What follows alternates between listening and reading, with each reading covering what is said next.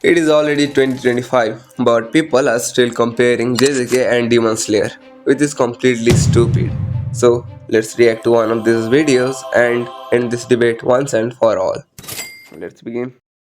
Kaisen Season 2 just wrapped up, and it's arguably the best arc in anime to drop in a long time, whilst Demon Slayer is coming off a timid Season 3. But it's time to put Jujutsu Kaisen and Demon Slayer to the test and see which one is better going into 2024. They're often compared when first released and are the faces of new-gen anime, so let's see which fanbase I'm gonna piss off today. Here's the criteria. Number 1 is story, number 2 is characters, number 3 is gonna be animation, number 4 is fights, and number 5 is the world. There's gonna be a lightning round at the end with fun, random stuff, but also remember, you may weigh everything differently depending on what you value more, so it's not an end-all be-all, but here we go. Now, the Demon Slayer story is notoriously pretty simple and can be summed up by the title Demon Slaying, but no. Yes, there's more to it than that. The central plot points are typically about demons and So, we know the story, so let's just skip a bit. Slayer also keeps the plot simple, and simple is not always bad, because this allows its character-driven story to shine, and it's not trying to get the message confused, but through other elements, it's highlighting that simple plot in the best way possible. I don't think there's many people that watch Demon Slayer for the plot anyways. I don't want Yeah, to harp on it too long, because I feel like it would just be dragging. true. Demon Slayer is mainly popular because of its animation, But Demon Slayer has which is fire, by the way. solid 7 out of 10 story, whereas JJK is sitting around a 9 out of 10. JJK Cap, man, cap. JJK is not 9 out of 10. It's around 8.5 at max. it just constantly throws curveballs after curveball at you, from Gojo dying to getting sealed and then Ghetto being controlled. There's a lot of moments where you're left sitting there like, no, this can't be the end of the episode. Whereas Demon Slayer is a lot more spectacle, but you're not really watching for the plot. Moving on to characters. This is where everything is going to get real spicy. I'm also sick, by the way, if I sound like a nasal idiot. But Demon Slayer Oh my god, I am sick too. If I sound like a nasal idiot, that's because I'm sick too, like this guy.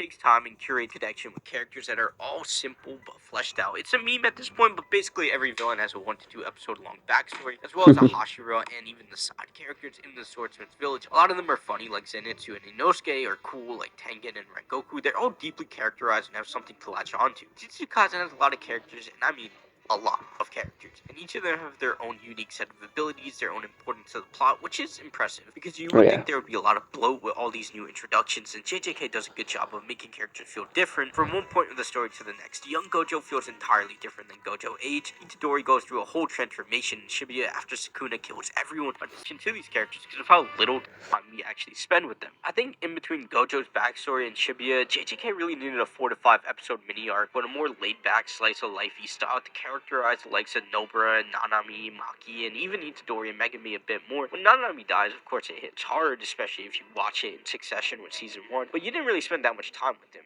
And with Nobara, I feel like you learn more about her when she's right about to die than any other point in the series, and it's almost awkward and funny in a sense, because she kind of just pops right in front of you. Demon Slayer, on the other hand, has a lot of build up to characters and very clearly progresses them. Inosuke is a perfect example, which I have a whole video on, by the way. But Inosuke at heart is a bore-headed fool with that crazy character that adds spice to the story, but then all of a sudden he's bawling his eyes out when Rengoku dies, because he always viewed himself as the strongest, and then was completely helpless against Akaza. Tanjiro, after losing his family and losing Rengoku, finally defeats Daki, but feels more of a sense of relief than anything. And even Nezuko goes through a character journey of becoming more human and, of course, stepping into the sun. And like I said, every character stands out a lot with their own unique quirks. We have Tengen being cool, almost a hype beast. Tanjiro is your pretty basic shonen MC, but that stands out amongst all the other characters. Zenitsu is a little bitch, and he has the horny quirk.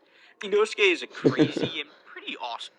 Yeah, I feel like I don't hate Jujutsu Kaisen, but I like the story and characters of Demon Slayer more.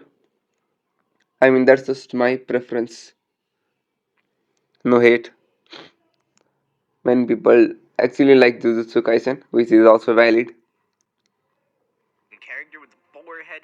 How could Inosuke not stand out? Right, Goku is just so good natured, it's freaky. But this does work against Demon Slayer because all the characters remain static. They aren't going to change much at any point, and they do become angry at times. For example, if Tanjiro sees a human die, yeah, he's probably going to rage kill the demon, but it's not like the scenes that follow after. Tanjiro is going to all of a sudden start acting rude and angry because this demon pissed him off. JJK, on the other hand, like that boy Itadori is shook, and even some of the characters like Megami are going to change after all that stuff that happened in Shibuya. So in totality, I feel as though Demon Slayer is like an 8.5 out of 10, whereas JJK has an 8 out of 10. Even though the Demon Slayer characters are simple and basic, you still feel a strong connection with them, despite the fact that they don't change much and they all stand out despite that. The pace of the story also helps keep new characters coming at the right times, whereas JJK could have added a lot more depth.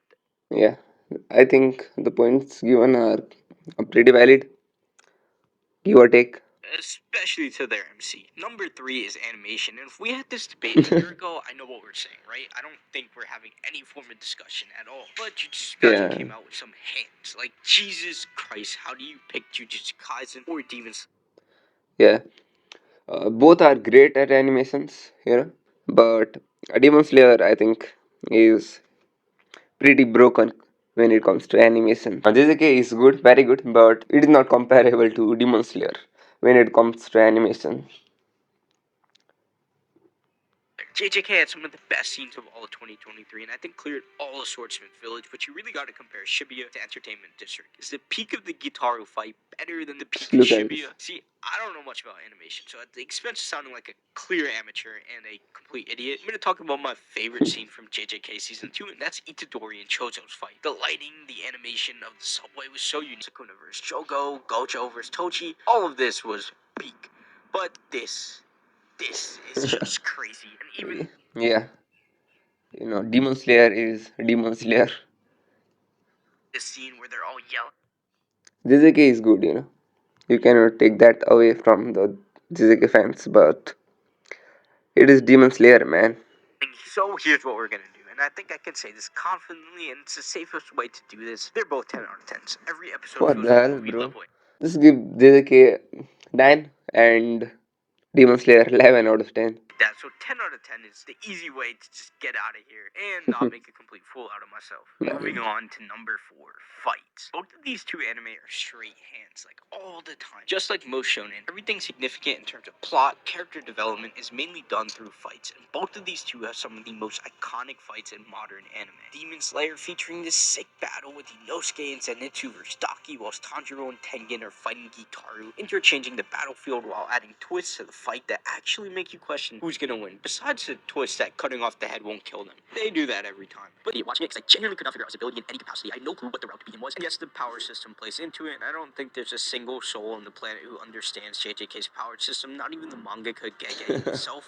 Or herself, whereas Demon Slayer's power system, a literal toddler could explain it to you, and really it doesn't matter Yeah. at all. But I don't think the complexity of Jujutsu Kaisen system works against it. Gojo vs. Toji still makes sense, even if you're like, why is this Toji guy without curse energy so strong? It's because Tochi's a fucking badass. All the fights feel intense, and the fact that power scaling is held in such a high regard in the JJK world helps it because there's no ass pulls. Itadori's not beating Mahito without Toto, regardless of him killing Nobara or not. Even the scale of Sukuna vs. Jogo and Magagora helped scale just how strong these characters are, and the story does a good job of limiting some of its strong characters too, like Gojo in the train station when he's fighting all 4 of them at the same time. Demon Slayer does a good job with intensity too, especially with the whole train battle. Akaza just shows up, and this is the first time you're seeing a Hashira and Upper Moon throwdown. And you're just sitting there like, this guy could beat Tanjiro, Inosuke, and Zenitsu at the same time with no effort at all. And even the fight against Gitaru and Daki felt earned because of the time put in between the two battles and the emotional stakes that are put into Demon Slayer fights that make it feel all the more important. The reason the fights in both of these worlds work so well is largely in part due to the fact that the characters die in these worlds. Something like a character being permanently injured or literally dead isn't something out of the question, and adds that level of intensity that's needed in any anime fight. But with that being said, I'm gonna say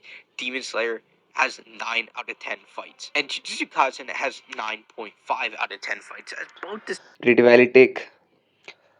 Both of these anime have good fights, like he said, and JJK just has better characters.